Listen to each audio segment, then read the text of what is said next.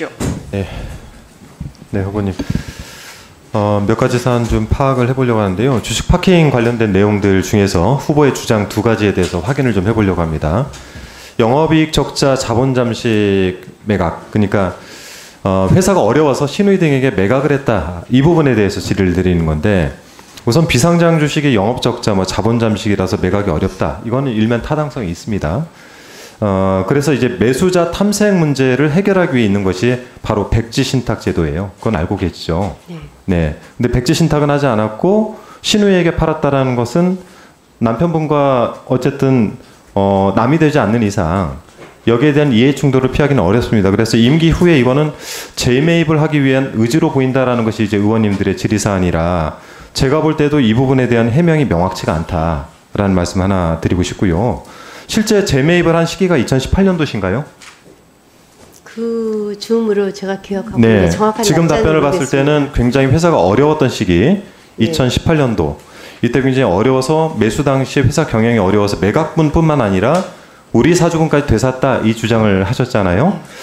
그런데 제가 이제 재무제표 추이를 좀 보니까 이게 맞지는 않는 것 같습니다.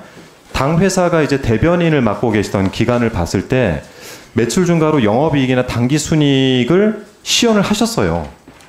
시연을 하셨고 자기 자본도 18년도로 기준해서 봤을 때 자본금보다 큽니다. 즉 순자산 가치가 증가했다고 볼 수밖에 없습니다.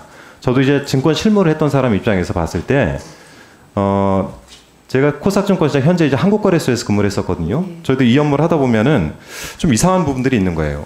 2018년도 회사가 많이 어려웠어요. 그렇죠. 그래서 이제 이 부분을 정상화시키기 위해서 후보께서는 회사 지분을 사들이고 2019년부터 본격적으로 경영에 참여를 하시게 됐는데, 근데 되게 이제 회사의 평가를 할 땐 순자산하고 저 좀 봐주세요. 네, 순자산하고 수익가치 두 가지를 가지고 비율을 가지고 조정을 해서 흔히 이제 수익가치의 비율을 조정해가지고 대부분 본인들이 원하는 정도 수준의 주가를 만들어내기도 하는 경우들도 꽤 있습니다. 그래서 수익가치가 낮아지게 되면은 회사의 자산 가치도 낮아지겠죠.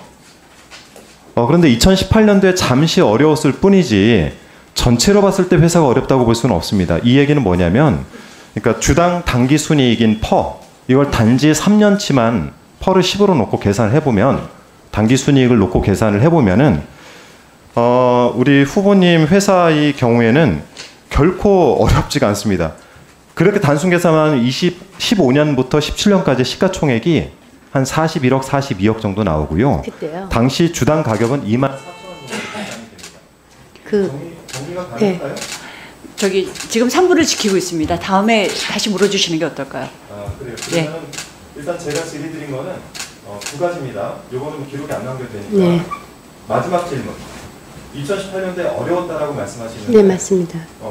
2018년이 어려웠던 거지 회사가 전체적으로 어려웠던 게 아니에요. 전체로 봤을 때는 회사의 적자 수준은 몇억 정도 수준일 걸로 제가 볼 땐 추정이 되는데, 그래서 지금 그 후보의 주장이 이 두 주장이 맞지 않다. 즉 주식 파킹 의혹과 관련돼서 내놓은 주장들이 맞지 않다라는 얘기를 드린 거고, 후속 질의는 이따 드리겠습니다. 네.